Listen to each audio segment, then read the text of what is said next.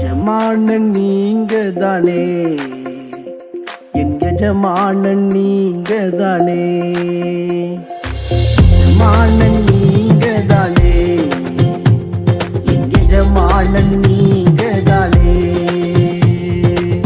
உன் கரத்தையே நோக்கிடுவேன், என்னை என்றும் நீர் நடத்திடுவேன். ஆண்டவராகிய இயேசு கிறிஸ்துவின் நாமத்தினாலே உங்கள் அனைவருக்கும் 2298வது காலை மன்னா செய்தி மூலமாக உங்களை சந்திப்பதில் மிக்க மகிழ்ச்சி அடைகிறேன். தேவனாகிய கர்த்தர் இந்த இரவு பொழுது பாதுகாத்து அற்புதமாய் ஒரு புதிய நாளை தந்திருக்கிறார். அவருக்கே மகிமை உண்டாகட்டும். இந்த நாளிலும் நாம் யாருக்காக எதற்காக ஜெபிக்க வேண்டும் என்று சொன்னால், தங்களுடைய சொந்த குடும்பத்தை விட்டு வெளிநாடுகளிலே, வெளி மாவட்டங்களிலே, வெளி மாநிலங்களிலே வேலை செய்கிறவர்களுக்காக ஜெபிக்க வேண்டும். அவர்கள் நல்ல சுகத்தோடு பலத்தோடு இருக்கும்படியாக, அவர்கள் கொடுக்கப்பட்ட வேலையை சிறப்பாய் செய்யும்படியாக, ஏற்ற காலங்களிலே தங்களுடைய சொந்த தேசத்துக்கு திரும்பி வரும்படியாக ஜெபிப்போம். தொடர்ந்து உங்களை சார்ந்தவர்கள் யாராவது வெளிநாடுகளிலே வெளி ஊர்களில் இருப்பார்கள் என்று சொன்னால் அவர்களுக்காகவும் இந்த நாளில பாரத்தோடு ஜெபிப்போம். தேவன் பெரிய காரியங்களை செய்வாராக. இந்த காலை மன்னா ஆதாரத்திற்காக எடுத்துக்கொண்ட வேத வசனம் சங்கீதங்களின் புஸ்தகம் 16வது அதிகாரம் 7வது வசனம். எனக்கு ஆலோசனை தந்த கர்த்தரை துதிப்பேன், ராக்காலங்களிலும் என் உள்ளிந்திரியங்கள் என்னை உணர்த்தும். எனக்கு பிரியமான கர்த்தருடைய பிள்ளைகளே, அன்பார்ந்த தேவ ஊழியர்களே, அருமையான நண்பர்களே, எனக்கு ஆலோசனை தந்த கர்த்தரை நான் துதிப்பேன். சங்கீதக்காரன் தாவீதுடைய வாழ்க்கையில அவருக்கு எப்பெல்லாம் சூழ்நிலை மாற்றம் வருகிறதோ ஒவ்வொரு காலகட்டத்திலும் கர்த்தரே ஆலோசனை கொடுத்து அவரை நடத்தியிருக்கிறார். நம்முடைய வாழ்க்கையிலும் சரி, சில நேரங்களில் நாம் உணர்ந்திருப்போம், ஆலோசனைக்காக கர்த்தருடைய சமூகத்தில் காத்திருக்கும் போது கர்த்தரே சில ஆலோசனை தந்து அதன்படி நடத்துவார். நாம் சில நேரங்களில் யோசித்திருக்கிறோம், ஆண்டவர் என்னை சரியா நடத்தினார் சொல்றோம் பார்த்தீங்களா. சங்கீதக்காரன் தாவீதுடைய வாழ்க்கையிலும் சரி, கர்த்தர் ஆலோசனை கொடுத்திருக்கிறார். ஆகவே அவர் சொல்றாரு, நல்ல துதிப்பங்க. நம்முடைய வாழ்க்கையிலும் நல்ல துதிக்கிறவர்களை காணப்பட வேண்டும்.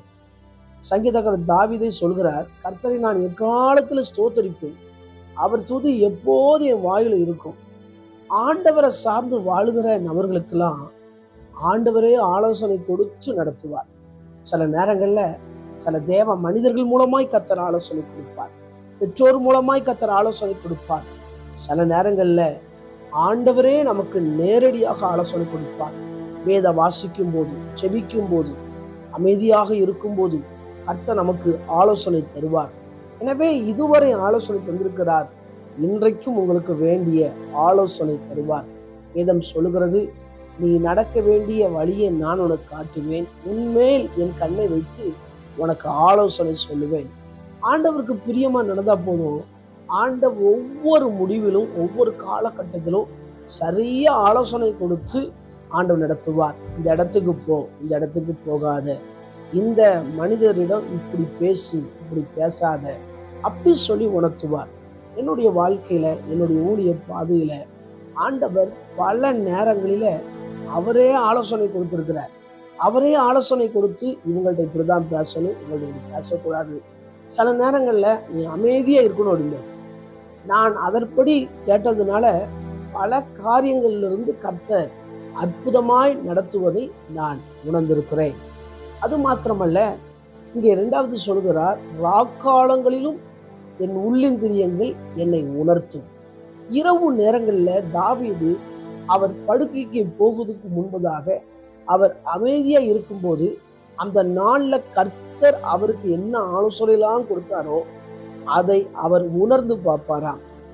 நம்முடைய வாழ்க்கையிலும் சரி, ஒவ்வொரு நாளும் இரவு படுக்கைக்கு போவதற்கு முன்பதாக அமைதியா இருந்து ஆண்டவர் இன்னைக்கு நமக்கு எப்படிலாம் நடத்தினார், என்ன ஆலோசனைலாம் தந்தாரு சொல்லி அதை உணர்ந்து பார்க்க வேண்டும். தாவீது அதை செய்திருக்கிறார்.